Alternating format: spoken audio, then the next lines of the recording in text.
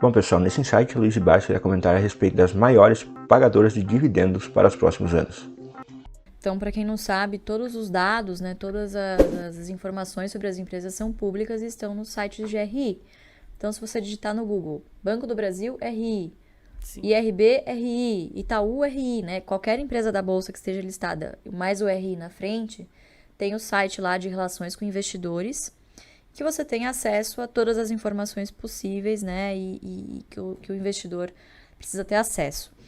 Então, baseado nisso, nessas informações que são públicas, mas que vocês precisam ter um interesse de ir atrás, o que a gente busca analisar ali, né? Como eu disse, boa empresa não necessariamente é sinônimo de um bom investimento. Sim. É o preço que vai determinar isso. Não importa a qualidade da empresa. Toda empresa tem o seu preço. Seu preço justo, né? Claro, isso se você segue o Value Investing, né? Que é a bíblia, né, dos investidores de longo prazo, né? Costuma ser. Então, pensando em preço, o que é muito importante para o investidor? Seria, assim, incabível dizer aqui para vocês, vocês trabalham, obviamente, vocês têm que acompanhar a bolsa todos os dias, toda hora, ficar ali obcecado e tentar comprar na mínima. Isso é impossível, nem quem trabalha com o mercado consegue acertar ali né, da mosca voando. Não dá, impossível.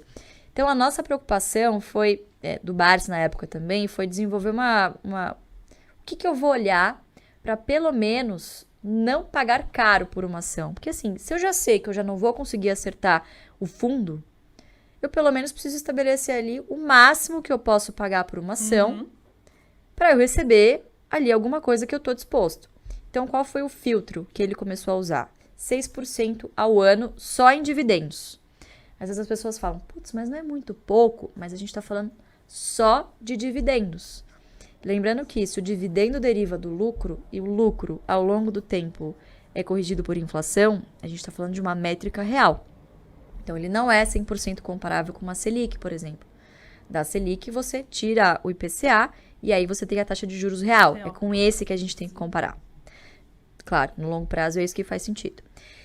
Então, 6% é o teto. É o mínimo que eu quero receber. Com esse mínimo que eu quero receber, o que eu faço? Eu vou lá no site do RI, eu vejo a média, então isso é muito fácil, você vai somar os dividendos por ação em cada ano, divide por 5 ou 6, depende de quantos anos você analisar, você vai chegar ali na média de quanto mais ou menos essa empresa pagou nos últimos 5 anos. E dividir por 6%, 0,06. O que essa formulinha vai te cuspir ali? Que número é esse? Que é muito importante saber interpretar. É o preço teto.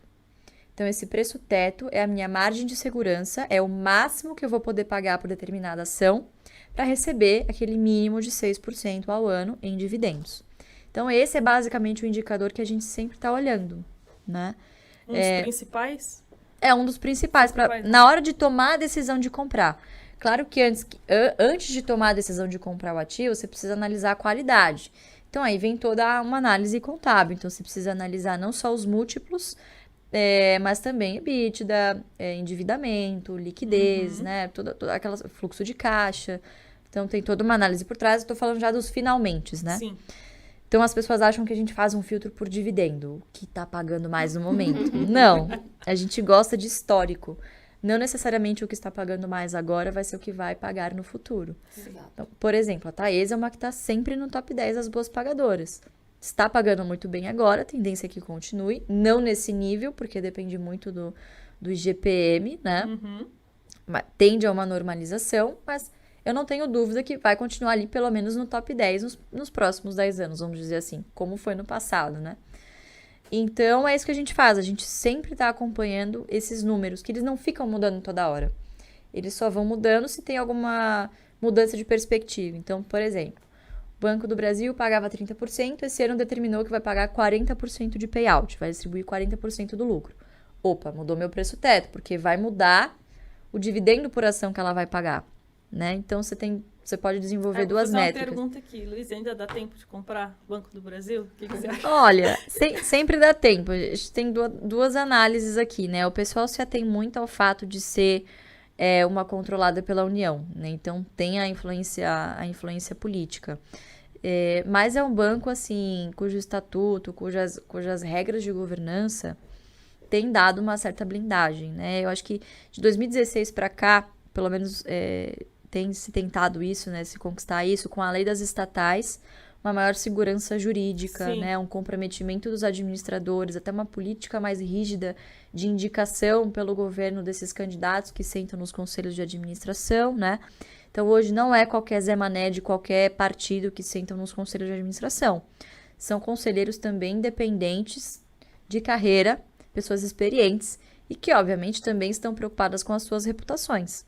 Então, são pessoas que, teoricamente, têm um incentivo de tomar boas decisões para as empresas e para os acionistas que eles também representam.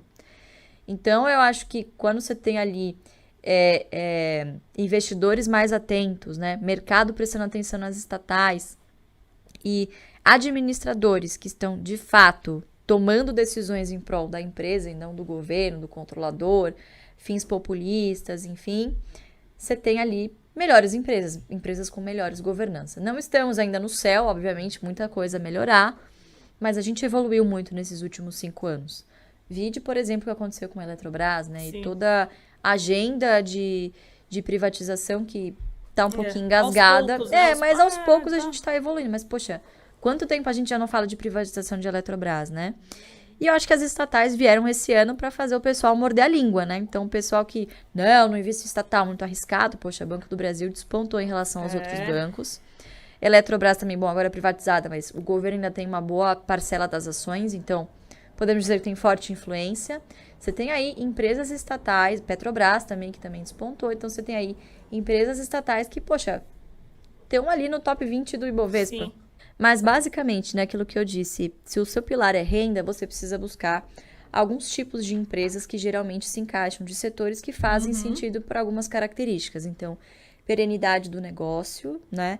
A consolidação de mercado dessas empresas, né? Por que isso é importante? O Brasil é um país que convive com a inflação, isso é histórico. Então, empresas líderes dos seus mercados, elas conseguem ter uma vantagem de preço.